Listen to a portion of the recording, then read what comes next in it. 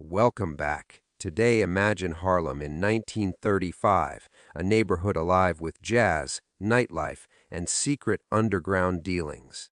But behind the music and glamour, a deadly power struggle was unfolding. When Albert Anastasia allegedly murdered three of Bumpy Johnson's closest allies, the balance of power in Harlem shifted forever, sending shockwaves through the criminal underworld. Today, we dive deep into that story, the revenge, the strategy, and the events that reshaped an entire neighborhood. We're diving into one of the most chilling underworld stories of 1935, the moment when Albert Anastasia allegedly ordered the killing of three close allies of Bumpy Johnson, a move that sent shockwaves through Harlem's criminal empire and changed the balance of power forever. Before we begin, drop a comment and tell me where you're watching from, because this story took a lot of deep research, historical cross-checking, and true crime data digging to put together. So make sure you subscribe if you enjoy real, well-researched crime history like this. To understand what really happened in 1935, you first have to understand Harlem itself in the early 1930s, not just as a neighborhood, as a booming cultural and economic hub where music, nightlife, and underground business all collided. During this era, Harlem was alive with jazz clubs, gambling houses, speakeasies, and policy banks, creating a shadow economy that operated alongside the legitimate one. The Great Depression had pushed many people into informal and illegal trades, and organized crime quickly saw Harlem as one of the most profitable territories in New York City. At the street level, the criminal landscape wasn't controlled by just one group. Instead, it was a complex mix of local black numbers bankers, small-time operators, and powerful Italian and Jewish mob figures who wanted a piece of Harlem's wealth. The policy racket alone generated enormous daily cash flow, and whoever controlled it controlled influence, protection networks, and political leverage. This made Harlem less of a random crime zone and more of a strategic battleground for organized syndicates. One of the biggest external pressures came from white mob bosses who viewed Harlem as a lucrative but exploitable territory. Figures like Dutch Schultz aggressively moved into the area, attempting to dominate the numbers racket and extort local operators. His presence disrupted the traditional balance, as he used violence and intimidation to force control over businesses that had previously been run by Harlem's own networks. This intrusion created tension that would later shape many violent conflicts in the neighborhood. At the same time, Harlem had its own internal power structure built on reputation, loyalty, and street respect.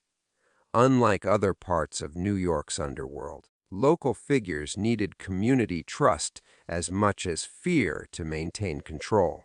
The criminal ecosystem relied heavily on connections with club owners, musicians, and neighborhood leaders, making it more socially embedded than the strictly hierarchical mafia systems downtown. Law enforcement pressure also played a major role in shaping the criminal climate.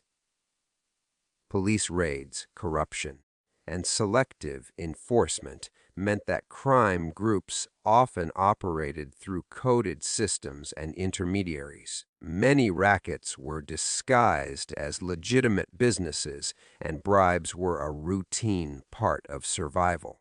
This environment rewarded strategic thinkers rather than just violent enforcers, which is why alliances and betrayals were so common. Economically, the Depression era struggles made illegal enterprises almost essential to survival for many residents. Gambling, bootlegging remnants, and protection schemes provided income where legal opportunities were scarce. As a result, organized crime in Harlem wasn't just about power, it was also deeply tied to economic necessity, making conflicts over territory even more intense and personal.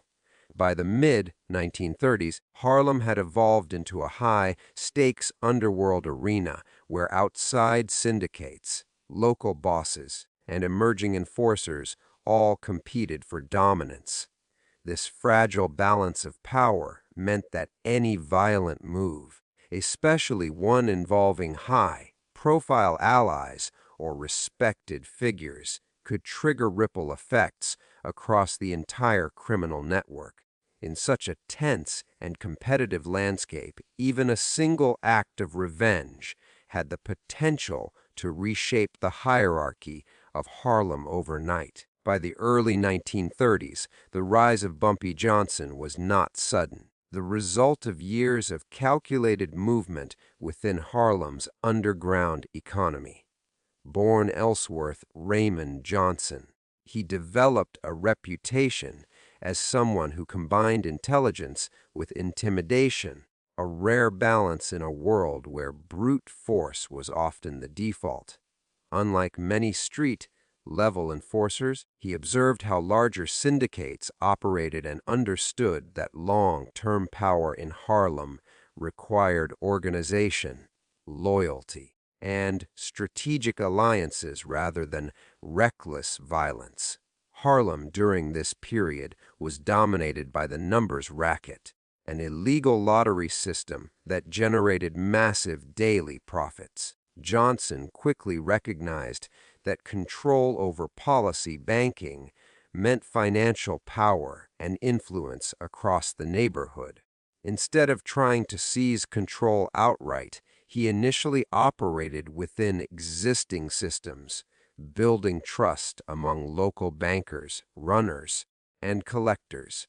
This slow integration allowed him to gain influence without triggering immediate large-scale retaliation from rival factions. His rise was also shaped by the shifting influence of outside mob figures who wanted to dominate Harlem's lucrative rackets.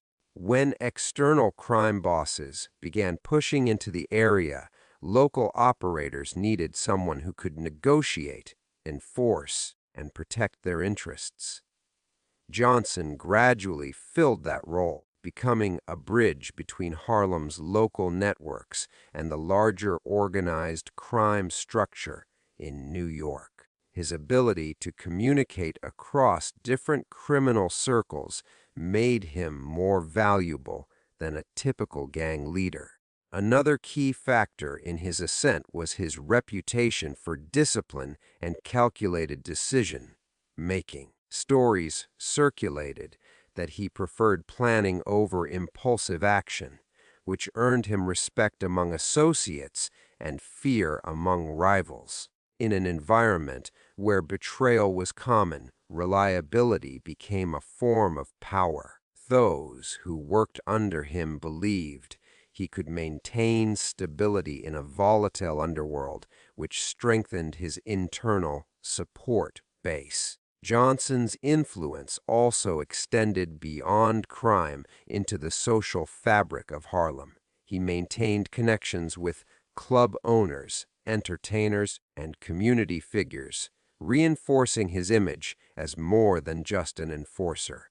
This dual identity, part protector, part crime strategist, helped him gain legitimacy within the neighborhood in many ways. His presence symbolized local resistance to complete takeover by external syndicates. As his authority grew, so did the attention from larger criminal organizations that operated across New York. Powerful figures monitored Harlem closely because its rackets were too profitable to ignore. Johnson's increasing control over key operations meant he was no longer just a local player, but an emerging power within the broader criminal hierarchy. This shift made him both an asset and a potential obstacle to more dominant mob leaders. By the mid-1930s, Bumpy Johnson had established himself as one of the most influential figures in Harlem's underworld, commanding loyalty and respect while navigating pressure from more powerful syndicates. His rise was built on patience, strategic alliances, a deep understanding of Harlem's unique criminal ecosystem. In such a fragile balance of power, any attack on his close allies would not be seen as a minor incident, but as a direct challenge to his authority and reputation. The influence of the Italian mafia in New York during the 1930s was rapidly expanding, and their reach extended far beyond traditional Italian neighborhoods into economically valuable districts like Harlem. Organized crime groups understood that Harlem's gambling, nightlife, and underground economy produced steady cash flow, making it a prime target for syndicate control. Rather than relying only on local street gangs, mafia leaders preferred structured rackets that ensured consistent profit and enforceable order. One of the most significant developments of this era was the consolidation of organized crime under powerful mafia families who operated with strict hierarchies, codes of loyalty, and coordinated enforcement. Figures such as Lucky Luciano helped modernize organized crime by shifting it from chaotic gang conflicts to a more business-oriented system. This approach meant territories were treated as assets, and Harlem was increasingly viewed as a lucrative extension of the citywide criminal network. The Italian mafia's strategy in Harlem was not always direct takeover at first. Instead, they often worked through intermediaries, local operators, and partnerships that allowed them to extract profits while maintaining a degree of distance. This indirect control minimized police attention and reduced the risk of community backlash. By influencing key rackets like gambling and protection, could dominate revenue streams without needing visible street presence. Everywhere, enforcement power also played a crucial role in maintaining their authority. Mafia-affiliated enforcers were known for organized and calculated violence, which reinforced their reputation across New York's underworld. One of the most feared figures associated with enforcement operations was Albert Anastasia, whose name became linked with the enforcement arm often referred to as Murder, Inc. His reputation alone carried psychological weight, shaping how rivals and partners responded to mafia interests. At the same time, the mafia's involvement in Harlem created tension with existing black criminal networks that had long operated in the area.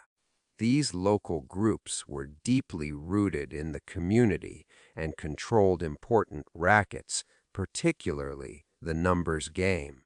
The arrival of organized Italian syndicates introduced a more centralized and profit-driven model that sometimes clashed with Harlem's more locally embedded power structure.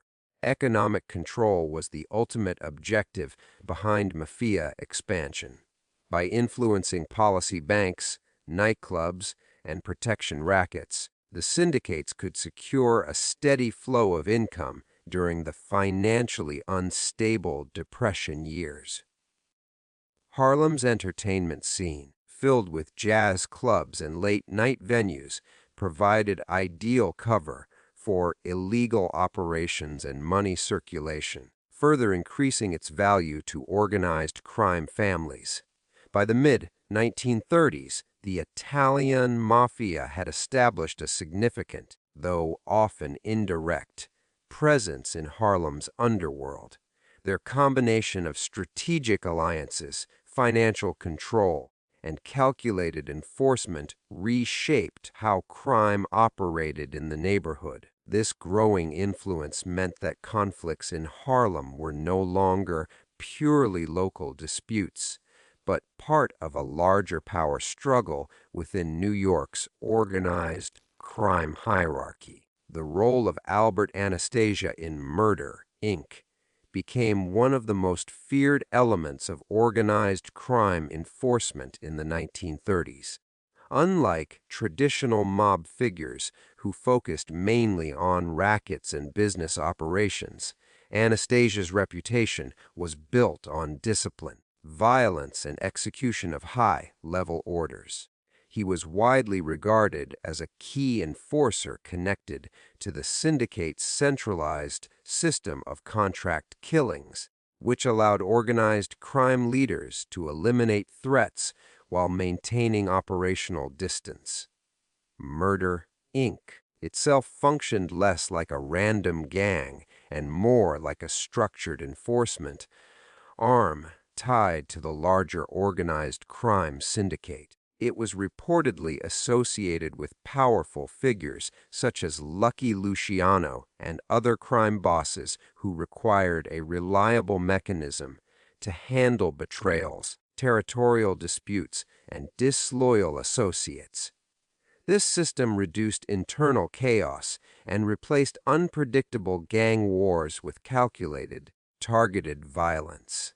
Anastasia's influence within this network stemmed from his ability to command fear without constant public exposure. He was known for operating strategically rather than impulsively, which made his actions more intimidating in the underworld. When his name was mentioned in connection with a conflict, it often signaled that the situation had escalated beyond negotiation. This psychological impact alone reinforced his authority within organized crime circles. His background as an immigrant who rose through the ranks of New York's criminal world also contributed to his hardened reputation. Early involvement in waterfront crime, labor racketeering, and enforcement work helped shape his identity as a relentless figure. Over time, he became closely linked to high-stakes decisions where violence was used as a calculated business tool rather than emotional retaliation. Another important aspect of his role was coordination. Rather than acting as a lone assassin, Anastasia was believed to be part of a broader system that assigned tasks, monitored loyalty, and ensured that orders from higher-ranking mob leaders were executed efficiently.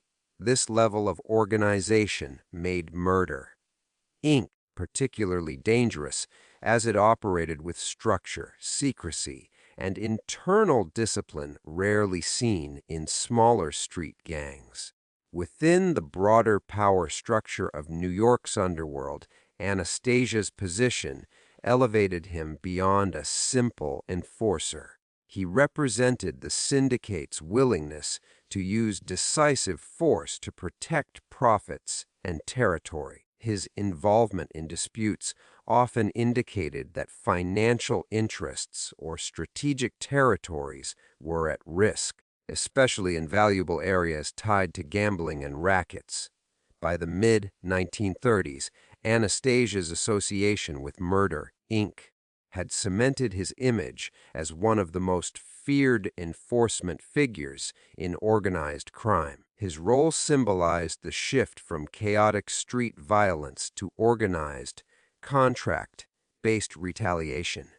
In volatile territories like Harlem, where multiple factions competed for control, the presence of a figure like Anastasia meant that conflicts could quickly escalate into calculated acts of retribution with long-lasting consequences for the underworld hierarchy. Tensions between organized crime factions in the early 1930s were not sudden explosions of violence, the result of overlapping interests in territory, money, and influence across New York City. Areas like Harlem became focal points because they generated consistent revenue through gambling, nightlife, and underground banking systems. Multiple groups wanted control, and when profits were high, even small disputes could quickly escalate into larger power struggles. One major source of tension came from the clash between local Harlem operators and powerful external syndicates seeking expansion. Local figures, including networks aligned with Bumpy Johnson, had deep community ties and informal systems of authority.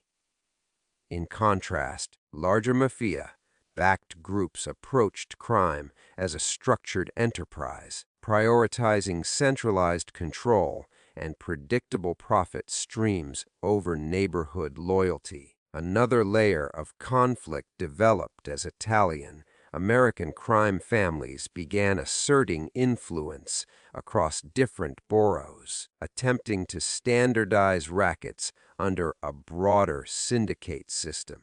Leaders such as Lucky Luciano promoted a more organized model of cooperation among crime families. This restructuring also meant renegotiating control over lucrative districts. Harlem, with its independent operators and strong local networks, did not easily fit into this centralized framework. Enforcement figures also intensified these tensions. The involvement of feared enforcers like Albert Anastasia signaled that disputes were no longer just negotiations over territory, but matters of authority and reputation. When enforcement specialists became linked to a conflict, it often meant that behind the scenes agreements had failed, and that intimidation or violence was being used to assert dominance.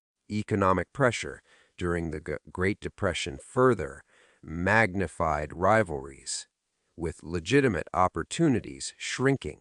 Illegal enterprises became even more valuable, making every racket worth defending aggressively.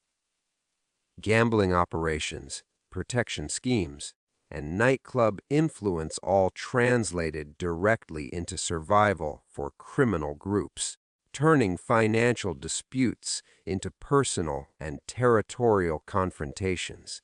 There were also internal tensions within organized crime itself. Alliances between different factions were often fragile, built on mutual profit rather than loyalty. Betrayals, shifting partnerships, and secret negotiations were common, and leaders constantly measured risk versus reward. This unstable environment meant that even a minor incident involving trusted associates could be interpreted as a deliberate challenge to an entire organization. By the mid-1930s, the criminal underworld operated in a state of controlled hostility, where cooperation and conflict existed side by side. Factions maintained uneasy truces while quietly competing for influence, and reputations were guarded fiercely. In such a climate, any attack on key allies or trusted partners was rarely viewed as an isolated act. Instead, it was seen as a strategic move within a broader struggle for power, territory, and long-term control of profitable criminal operations. The alleged killing of 3 close allies connected to Bumpy Johnson in 1935 must be understood within the larger climate of organized crime retaliation that defined New York's underworld at the time. Violence was rarely random. Instead, it was often targeted, symbolic, and intended to send a message. When trusted associates of a rising figure were attacked, it was seen not just as a personal loss, but as a strategic strike against influence and authority within a contested territory. During this period, enforcement actions were frequently carried out through intermediaries rather than direct public confrontations. This method protected higher-ranking figures from legal exposure while still allowing them to assert control. Allegations linking such killings to powerful enforcers like Albert Anastasia emerged largely from later criminal testimonies, underworld accounts, and historical interpretations of syndicate operations rather than fully documented court records. In the volatile environment of 1930s Harlem, targeting allies was a calculated tactic. Associates often handled daily operations, such as collections, negotiations, and enforcement at the street level. Removing them could destabilize a rival's network without triggering an immediate, large-scale war. This approach weakened internal structures while preserving plausible deniability for those higher up in the hierarchy. Another factor that made such incidents impactful was the importance of loyalty in organized crime culture. Trusted partners were more than employees. They were extensions of a leader's authority. An attack on them signaled that a rival faction was willing to challenge not only operations, but also reputation. In a world built on fear and respect, reputation damage could be as dangerous as financial loss. Historical narratives about these killings often highlight the broader struggle for control over lucrative rackets, particularly gambling and protection networks.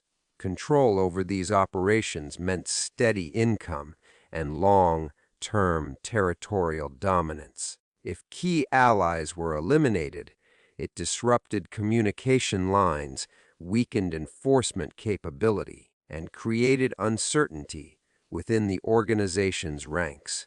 At the same time, it is important to recognize that much of the information surrounding specific underworld incidents from that era remains partly obscured by secrecy, conflicting testimonies, and limited official documentation. Organized crime figures operated in coded systems, and many violent acts were never formally solved. As a result, historians often reconstruct events based on patterns of behavior, known alliances, and the outcomes that followed major conflicts. Regardless of the exact operational details, the alleged killing of close allies tied to a rising Harlem figure would have had immediate psychological and strategic consequences. It would signal escalation, reshape alliances, and intensify existing rivalries across factions. In the fragile balance of 1930s organized crime, such an act was never just about the individuals involved. It was a calculated move that could alter power dynamics across an entire criminal landscape. The motive behind a revenge move in the underworld of the 1930s was rarely driven by emotion alone. It was usually tied to power, reputation, long-term control of territory. In a high-stakes environment like Harlem, any attack on trusted associates was interpreted as a calculated challenge rather than an isolated act of violence. If close allies of an influential figure were targeted, the response was expected to be equally strategic to prevent appearing weak in front of rivals and subordinates. For a rising leader, such as Bumpy Johnson, loyalty was the backbone of his influence. His allies were not just operational partners.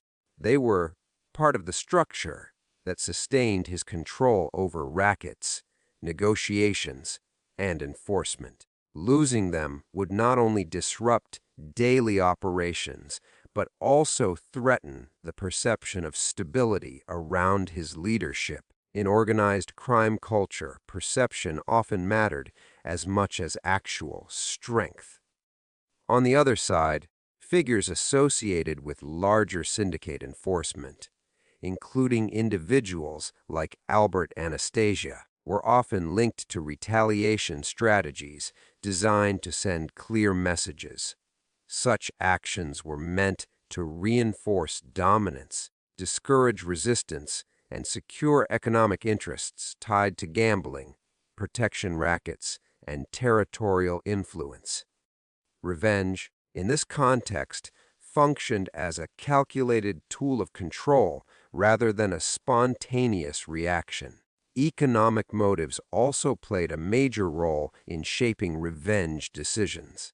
Harlem's underground economy generated steady income through policy banking, nightlife, and informal protection systems. If a faction felt its financial interests were threatened by a rival's growing influence, eliminating key allies could weaken that rival's ability to collect revenue and manage operations. This turned revenge into a business strategy disguised as personal retribution. Another critical factor was reputation within the broader criminal hierarchy of New York. Organized crime networks operated on fear, credibility, and the certainty of retaliation. If a leader failed to respond to attacks against his inner circle, it could invite further aggression from competing factions. A strong retaliatory stance, even if indirect, helped maintain deterrence and preserve standing within the underworld power structure. There was also a psychological dimension to revenge motives. Strategic acts of violence created an atmosphere of uncertainty that could destabilize rival organizations from within. Associates might become fearful, communication could break down, and internal trust could weaken. This kind of pressure often forced rivals into defensive positions, giving the initiating faction a strategic advantage without the need for open conflict. Ultimately, the motive behind revenge in the 1930s criminal landscape was a blend of survival, dominance, and economic preservation. It was less about personal vendettas and more about maintaining authority in a competitive and volatile system. In a place where power was constantly contested and alliances were fragile, any retaliatory action carried broader implications, influencing not just individual rivalries, but the entire balance of control within the underworld. Power shifts in Harlem's criminal rackets during the mid-1930s were rapid and often unpredictable, shaped by a combination of violence, strategic alliances, and economic leverage. The neighborhood's underworld was no longer dominated solely by local operators. External pressures from Italian mafia syndicates and other New York crime organizations began to challenge the traditional balance of authority. Control over lucrative operations like gambling, protection, and illicit entertainment venues became the ultimate measure of influence, and whoever could consolidate these resources gained substantial sway over the community. The removal of key allies from a rival faction, whether through intimidation, bribery, or violent action, created immediate openings for others to expand their influence. Figures like Bumpy Johnson and his associates carefully monitored these opportunities, using them to negotiate new alliances or to strengthen their own operational networks. Each successful strategic move reinforced their authority and demonstrated their ability to manage both internal and external threats effectively. Territorial control was a crucial component of these power shifts. Harlem was divided into districts controlled by different operators, each with its own policy banks, clubs, and street-level enforcement. Gaining dominance in one area could ripple across neighboring territories, as control over revenue sources and enforcement personnel allowed leaders to exert influence beyond their immediate operations. Single high-profile act, such as the elimination of rivals' allies, could shift perceptions of dominance almost overnight. Economic influence also played a central role. By controlling the flow of money from gambling and other rackets, leaders could finance enforcement, secure loyalty through bribes or protection, and invest in expanding their operations. This financial leverage created a feedback loop. More control meant more revenue, which allowed for greater investment in both defensive and offensive strategies. Factions that failed to secure economic dominance quickly found themselves at a disadvantage, making them vulnerable to further attacks or forced alliances. Reputation remained a critical factor in these shifting dynamics. In a neighborhood like Harlem, respect and fear were as valuable as actual resources. A faction that appeared hesitant or weak after a rival strike risked losing loyalty from its associates and street-level enforcers. Conversely, decisive and well-executed actions could cement authority, deter challenges, and even attract new allies who wanted to align with the emerging power. Political and social connections also influenced power transitions. Leaders who maintained relationships with local business owners, club managers, and even community figures could better navigate the consequences of violent conflicts. These ties provided a degree of protection from law enforcement and helped maintain operational continuity during periods of instability, giving certain factions a strategic edge in the ongoing competition for dominance. By the late 1930s, Harlem's criminal landscape had become highly fluid, with alliances, rivalries, and territories constantly in flux. The combination of economic control, strategic enforcement, reputation management, and community influence meant that power shifts were never just the result of random violence. They were carefully orchestrated maneuvers. Each move, whether through revenge or calculated expansion, reshaped the underworld, reinforcing the idea that in Harlem, dominance was earned through a mix of strategy, intimidation, and economic leverage rather than brute force alone. Conflicts involving Dutch Schultz were a major factor in Harlem's underworld during the 1930s, as he aggressively sought to expand his influence over lucrative criminal operations. Schultz, already notorious for his violent tactics and ruthless approach to business, targeted Harlem's policy banks, gambling operations, and other rackets in an attempt to dominate the neighborhood's revenue streams. His presence created tension, not only with local black operators like Bumpy Johnson, but also with Italian mafia interests who were expanding their reach into New York's boroughs. Schultz's methods were particularly destabilizing because he combined intimidation with strategic manipulation of alliances. He often pressured smaller operators to align with him under threat of violence, creating divisions within existing networks. This approach forced local leaders to either submit, negotiate, or risk violent retaliation, making Harlem's criminal landscape volatile, and unpredictable.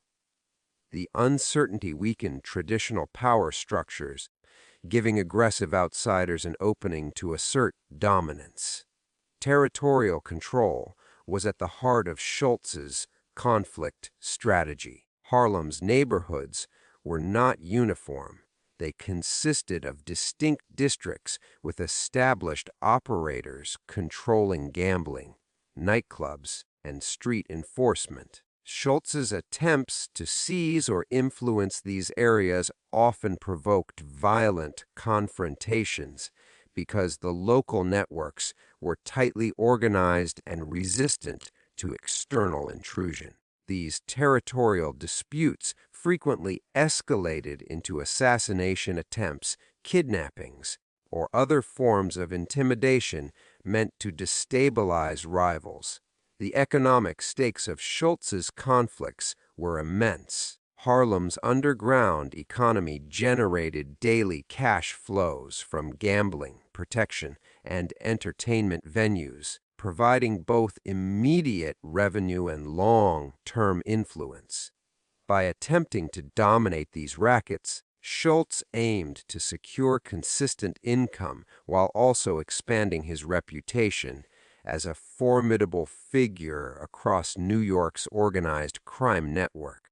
Any disruption to his control would be seen as a direct threat to both his financial interests and his broader criminal authority. Reputation played a critical role in these confrontations. Schultz was known for unpredictable violence, which enhanced the psychological impact of his threats.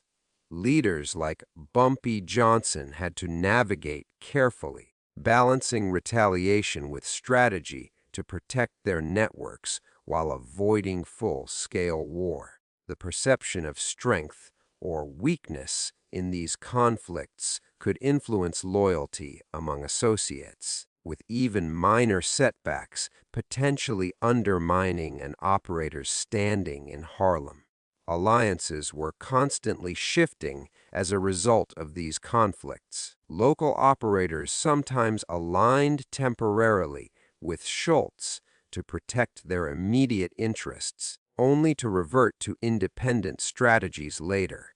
Similarly, external mafia figures monitored the outcomes of these clashes to identify opportunities for expansion or to exploit divisions. This fluidity made Harlem a high-stakes arena where loyalty and strategy were as crucial as muscle and firepower. By the mid-1930s, Schultz's aggressive incursions into Harlem had altered the neighborhood's underworld dynamics significantly. His attempts to control territory and revenue not only provoked violent confrontations, but also forced local leaders like Bumpy Johnson to adapt their strategies, build stronger alliances, and respond with measured retaliation. These conflicts underscored the broader theme of Harlem as a contested space where power, profit, and reputation were constantly in flux, and where any misstep could trigger a chain reaction affecting the entire criminal ecosystem. The impact of these criminal conflicts on black organized crime networks in Harlem during the 1930s was profound and far-reaching. Local operators who had long maintained control over numbers rackets, nightclubs, and small-scale protection schemes suddenly found themselves under pressure from powerful external forces, including Italian mafia syndicates and notorious enforcers like Albert Anastasia. This intrusion disrupted long-established hierarchies and forced black crime leaders, including Bumpy Johnson, to reassess their strategies for maintaining authority and economic stability within their communities. Historically, organized crime networks in Harlem were not just about illicit income. They were deeply tied to the social and economic fabric of the neighborhood. Operators built networks of trust and loyalty with local residents, musicians, business owners, and community figures. These connections allowed them to operate with a degree of legitimacy and social protection that outside syndicates often lacked.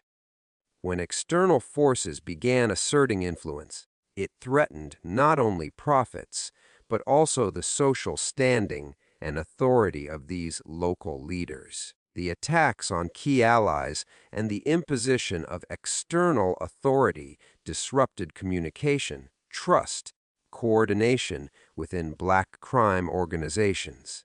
Associates who previously managed day-to-day operations had to navigate a new landscape of intimidation, coercion, and strategic negotiation. This created internal stress as leaders had to simultaneously manage their teams, protect their reputation, and respond to external threats, often while avoiding large-scale violence that could attract police attention or community backlash. Economically, the intrusion of more powerful criminal organizations forced black operators to become more sophisticated in their financial and operational planning. Policy banks, gambling operations, and protection schemes had to be managed with heightened caution, ensuring that money flowed efficiently and that key personnel were protected from assassination or bribery attempts. Control over revenue streams was directly linked to survival, making the stakes higher than ever. The psychological impact of these conflicts also cannot be overstated. The presence of violent enforcers and aggressive syndicates instilled fear among lower-level operators and associates, challenging the traditional image of Harlem leaders as untouchable figures within their own neighborhoods. This fear reshaped decision-making processes, leading to more calculated, measured actions and sometimes alliances with previously rival groups to counteract external pressures. At the same time, these challenges created opportunities for adaptability and consolidation within black crime networks. Leaders like Bumpy Johnson leveraged their knowledge of the local community, their strategic acumen, and their ability to command loyalty to protect their operations and expand influence. By navigating both internal and external threats, they reinforced the resilience of their organizations and demonstrated the capacity of Harlem's black operators to withstand outside encroachment. Ultimately, the pressures from external syndicates and violent enforcement strategies reshaped Harlem's black organized crime landscape. Traditional power structures were tested, alliances were recalibrated, and operational practices evolved to meet new threats. These shifts ensured that Harlem's criminal networks were not only surviving but adapting, becoming more sophisticated, strategic, and influential within the broader context of New York's underworld, laying the groundwork for leaders like Bumpy Johnson to emerge as central figures in the neighborhood's criminal hierarchy. Fear and reputation were the twin pillars that defined mob enforcement tactics in 1930s Harlem, and they played a decisive role in shaping behavior within the criminal underworld.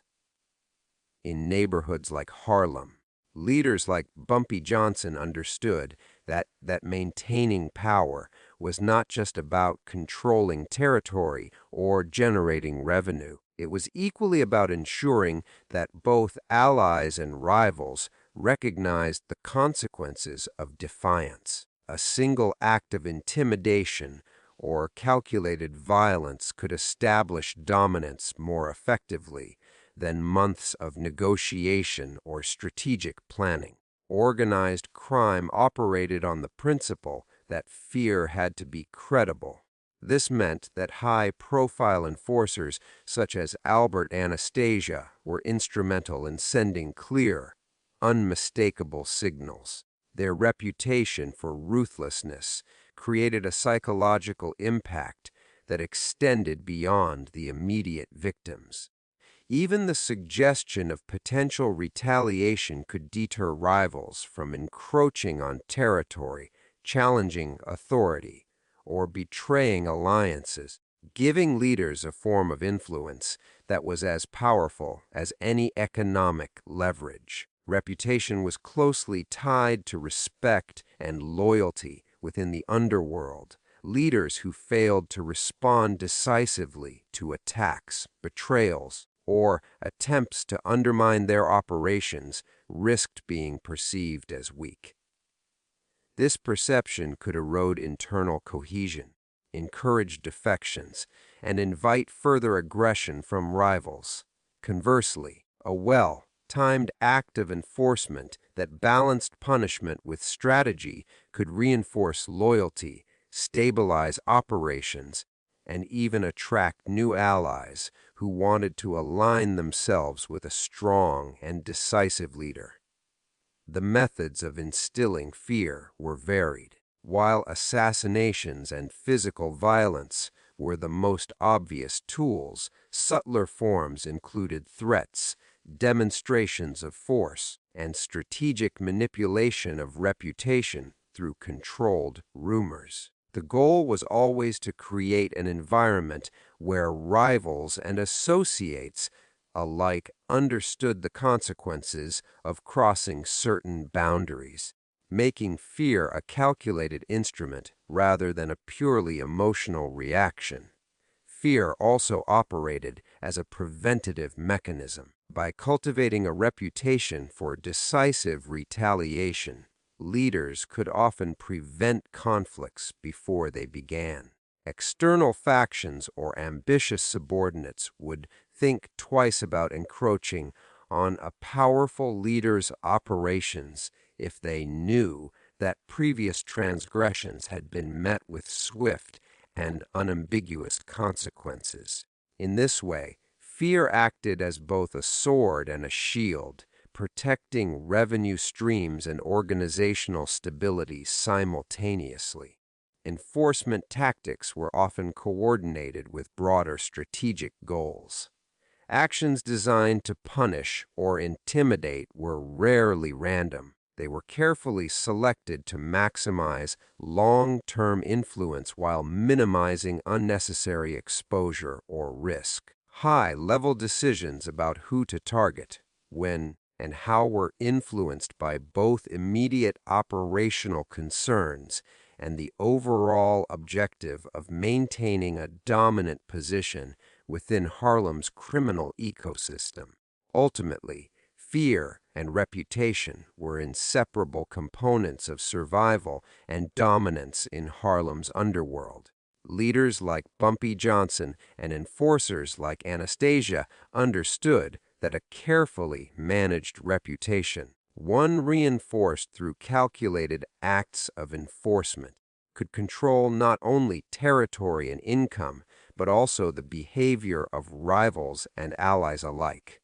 In such a high-stakes environment, the strategic application of fear ensured that power was maintained, challenges were deterred, and the fragile balance of Harlem's criminal hierarchy remained under control. The long-term effects on Harlem's criminal hierarchy from events like the 1935 killings and subsequent power struggles were profound and reshaped the neighborhood's underworld for decades.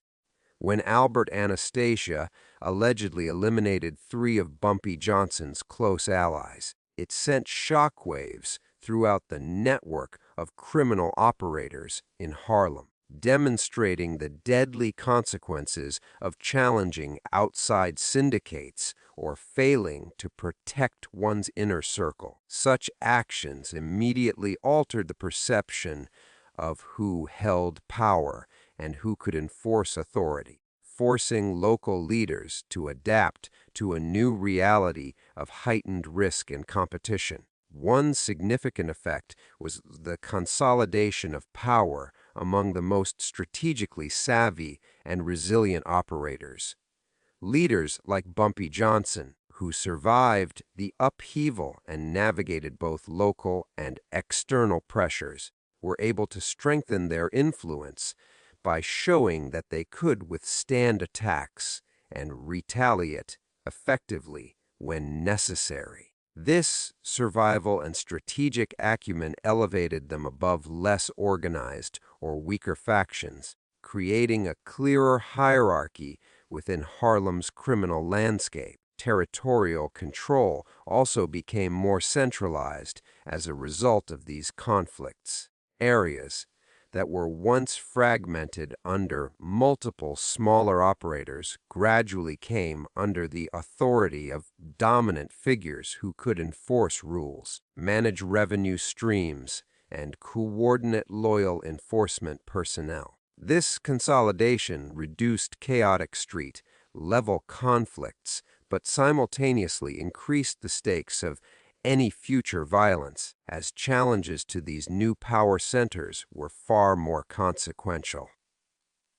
Economically, the long-term effects were equally significant, demonstrating the willingness to use violence strategically. Powerful factions could control key rackets, such as policy, banking, gambling, and nightclub protection with less interference.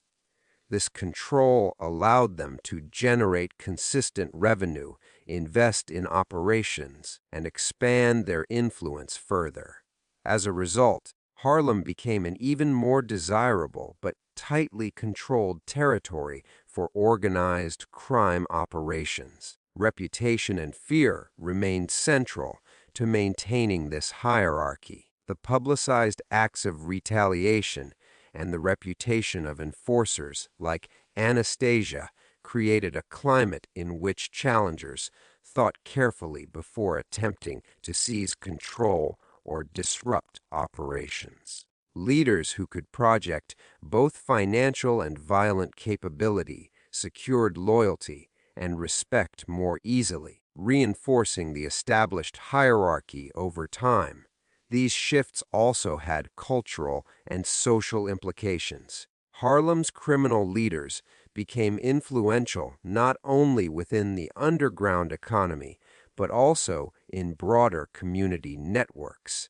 Their ability to control nightclubs, gambling, and protection schemes allowed them to influence local businesses, entertainment, and social structures, further embedding their authority into the neighborhood's fabric. This integration made the power structure more resilient to external pressures from law enforcement or rival syndicates. Ultimately, the events of 1935 and the ensuing conflicts marked a turning point in Harlem's underworld. They demonstrated that calculated violence, strategic alliances, and control over economic resources could redefine power, elevate resilient leaders, and restructure the neighborhood's criminal ecosystem. The long-term hierarchy that emerged was more organized, centralized, and influenced by a combination of reputation, economic control, and strategic enforcement, a system that would define Harlem's underworld for years to come.